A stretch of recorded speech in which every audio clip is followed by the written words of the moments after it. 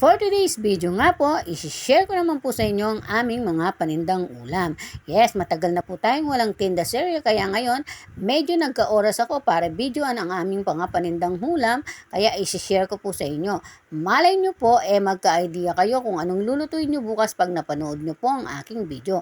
At yan nga po ang isa sa aking menu for today. Nagluto nga po ako ng bola-bola na may Mickey at patola. And then, sa mga mahilig sa manghang dyan, nagluto rin po ako ng Bicol Express. Yan po. Di po ba ang sarap-sarap? At saka po nagluto rin po pala ako ng dinuguan. Ulo ng baboy po yung akin dinuguan ngayon at laman. Medyo konti nga lang po nung nahingi nating dugo, kaya konti lang yung nailagay natin, parang kilawin style lang po ang ating dinuguan dahil nga konti yung pero masarap pa rin naman po yan. At pasintabi po sa mga hindi kumakain ng dinuguan.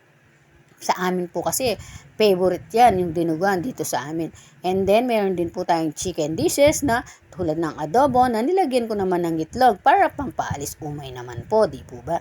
Yan na nga po ang aking masarap na chicken adobo. And then meron din naman po tayong fish dyan. Nagluto rin po ako ng sarsyadong galunggong.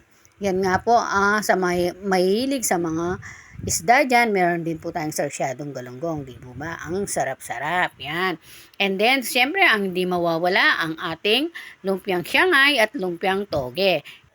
Dahil all-time favorite nga po nila dito ang lumpiang toge at lumpiang Shanghai. At meron din po tayong pangimagas na biko na kakanin. Pwede rin po siyang merienda. O siya, hanggang dito na lang po ang aking video. Maraming salamat po. Bye! Salamat sa panonood!